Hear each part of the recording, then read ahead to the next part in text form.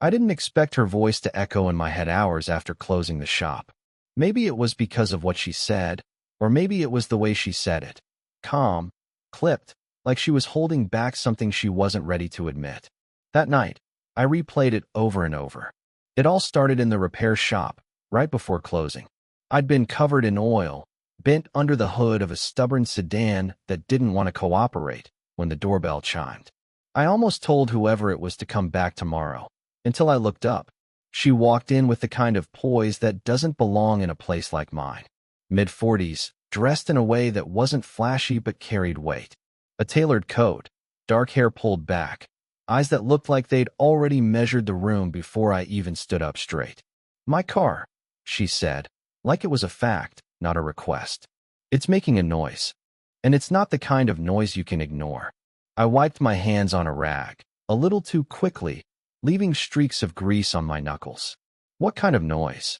She tilted her head, listening for a second as if the answer were already in the air. "Metal on metal? A grinding. Worse at night." Something about the way she said "at night" made me pause. I don't know why. It was probably nothing, but it landed heavier than it should have. I took her keys and stepped outside. Her car was parked at an angle, impatiently, almost defiantly, as if even the vehicle had inherited her presence. When I slid into the driver's seat, I noticed a scarf tossed on the passenger side. Faint perfume clung to it, subtle, but sharp enough to cut through the smell of rubber and gasoline. I started the engine, listened, shifted gears. She stood outside with her arms crossed, watching me. Not just casually watching, but studying, like I was some puzzle she was willing to be patient with, but only for so long. The sound was real, a faint grind when the wheels turned. I pulled back into the lot. "Wheel bearing. Could get worse if you leave it." Her lips pressed together, the kind of expression that looked less like worry and more like, what? Annoyance? Frustration?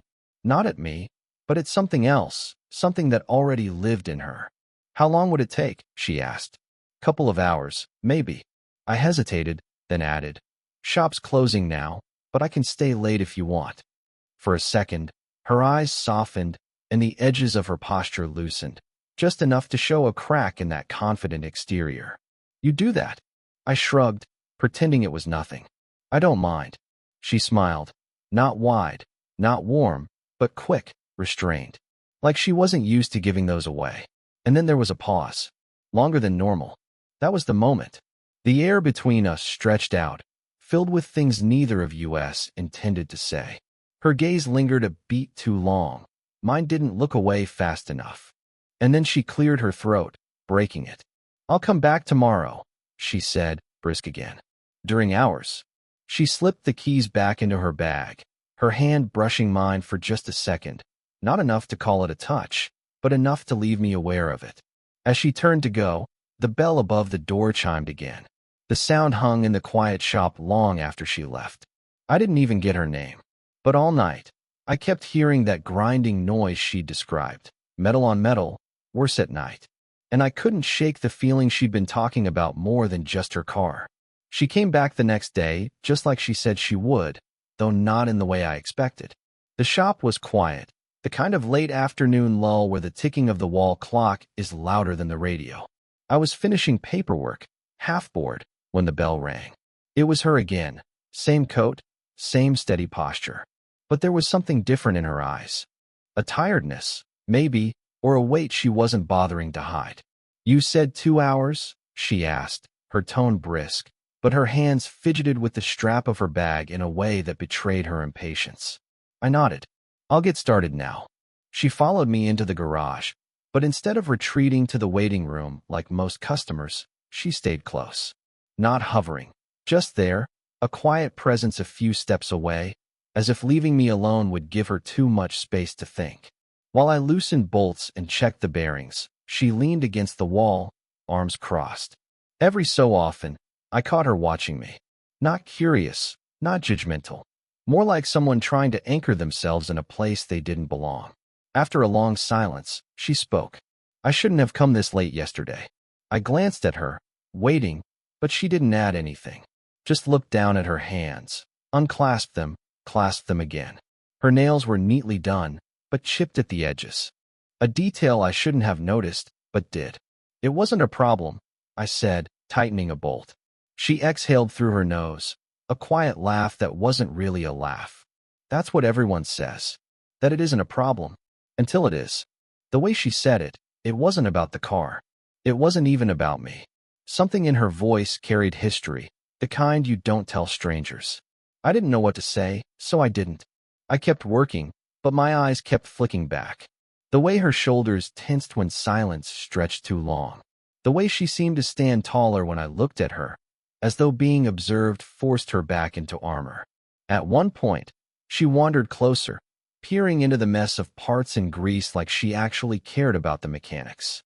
"You don't look old enough to know all this," she said, not unkindly. I smiled faintly, wiping sweat with the back of my wrist. "I get that a lot. And yet," she said softly, almost to herself, "you seem older than you should." It hung there, the first real crack in her distance. Her eyes met mine, just for a second too long, before she looked away. I wanted to ask her what she meant. But instead, I turned back to the car, pretending I didn't feel that flicker of something I shouldn't feel. When I finally finished, I wiped my hands and told her it was ready. She thanked me, but her voice was quieter this time, softer. As she reached for her keys, her fingers brushed mine again, accidental, like yesterday, but not entirely. She pulled back quickly, cleared her throat, and walked toward the door. But right before the bell chimed, she hesitated. Not long, just a pause.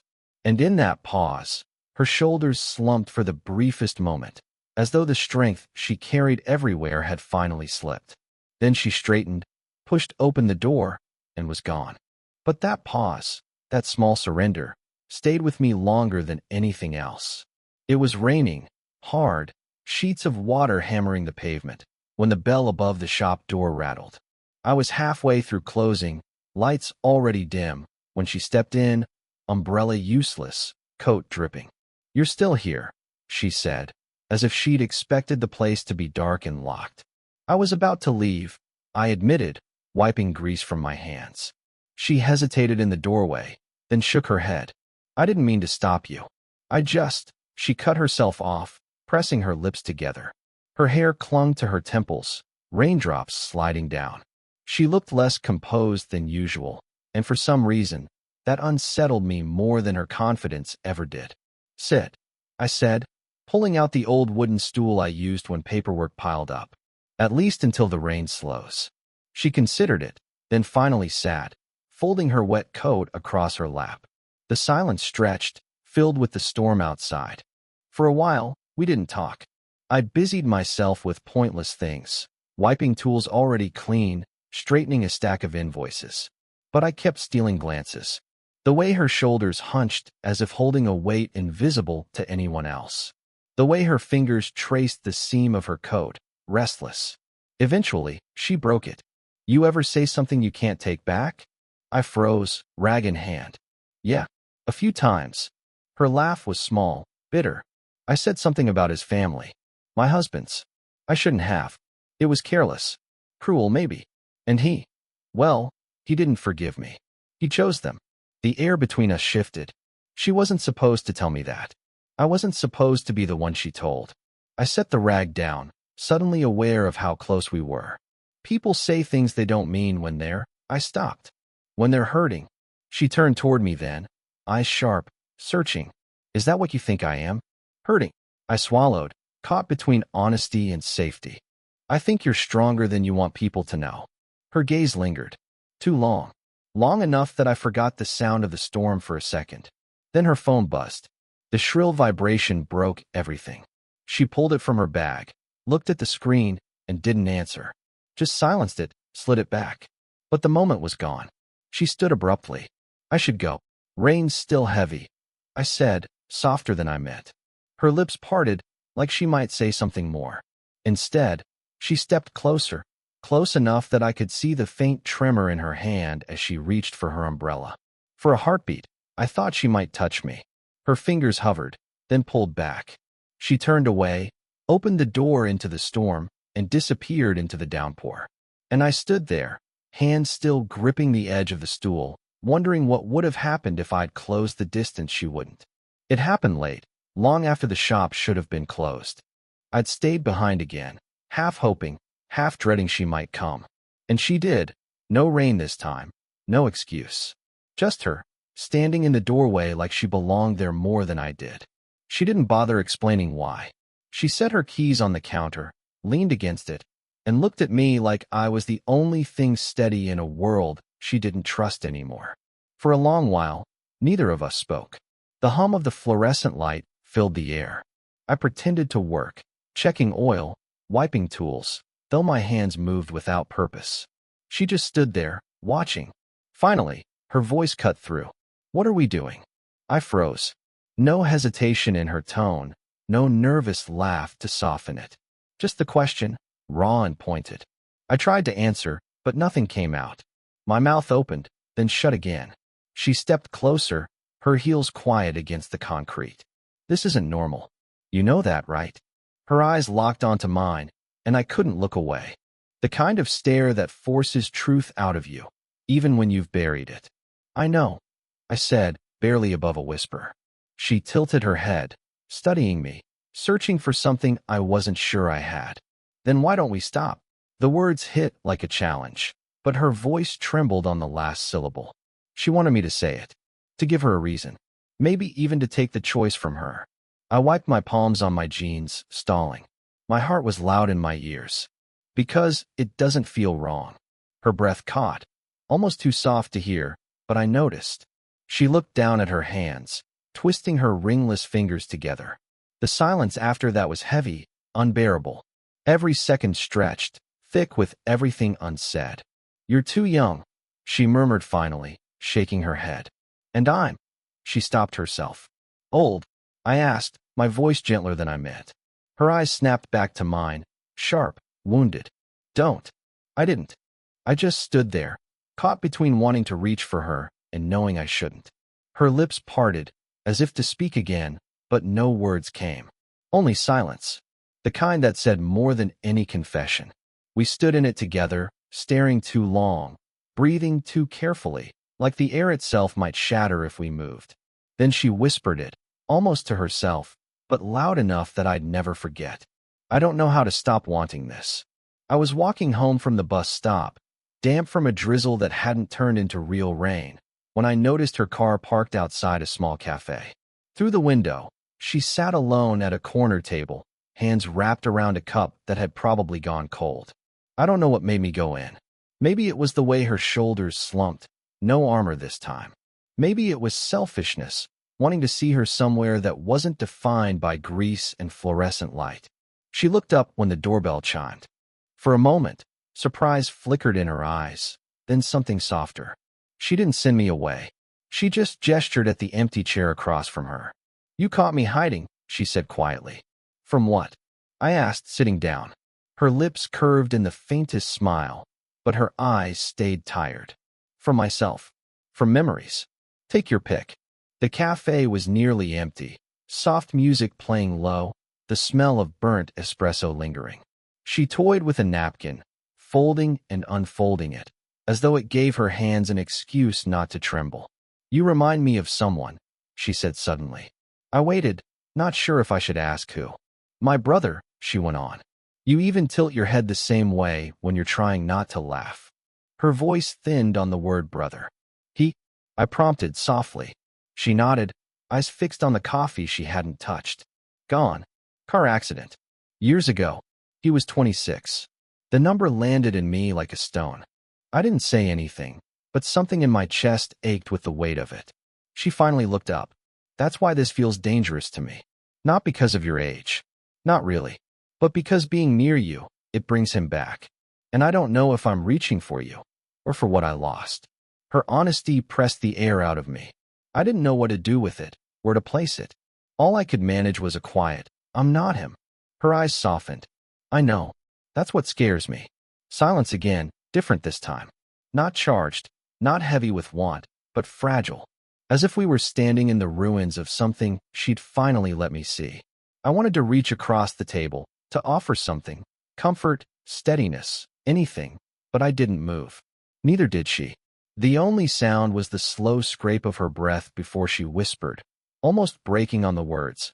I can't tell if being near you is healing me or breaking me all over again. She didn't come around for weeks after the cafe. I told myself it was over, that whatever fragile thing we'd been building had cracked under the weight of her honesty. I almost believed it, until the night she showed up at the shop again. I was sweeping the floor, ready to lock up, when her car pulled in. She didn't speak right away, just leaned against the doorway, watching me with that unreadable expression I'd memorized. Finally, she said, I thought staying away would make it easier. I set the broom aside. Did it? Her eyes flickered, truth caught between denial and confession.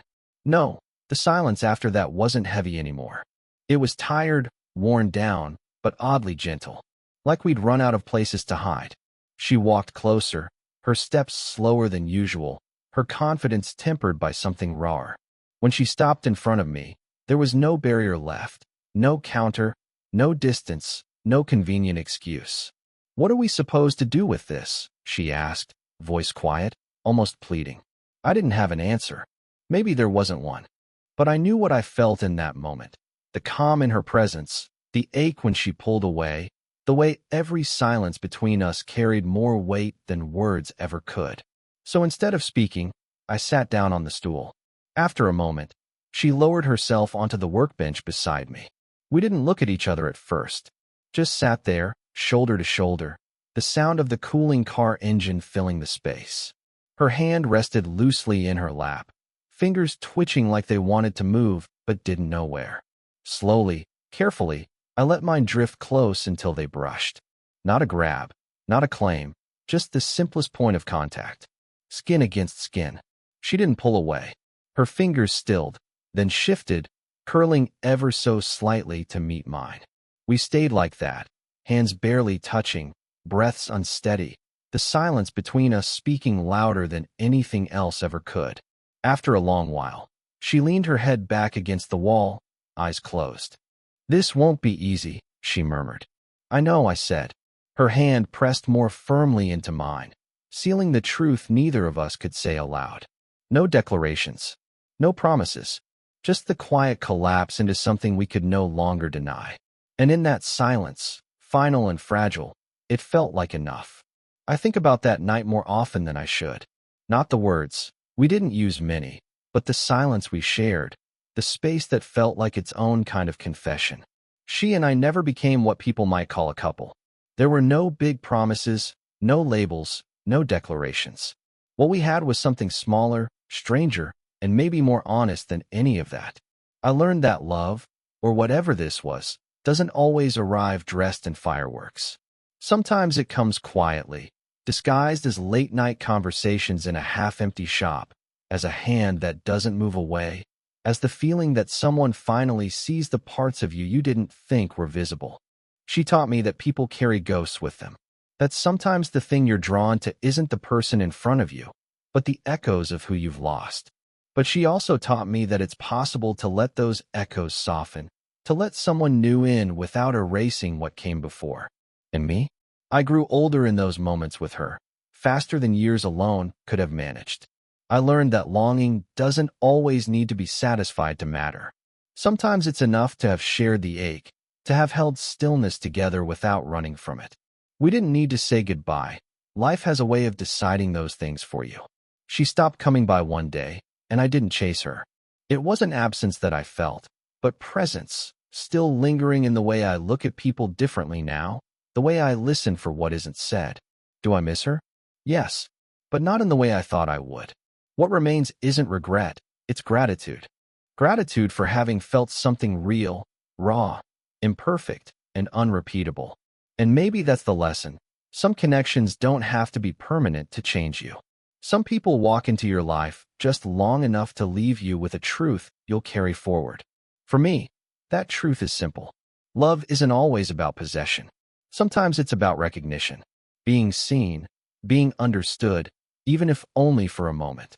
And if you've ever had that, then you know it's enough. Sparkles, if this story made you feel something, let me know in the comments. Would you want more stories like this?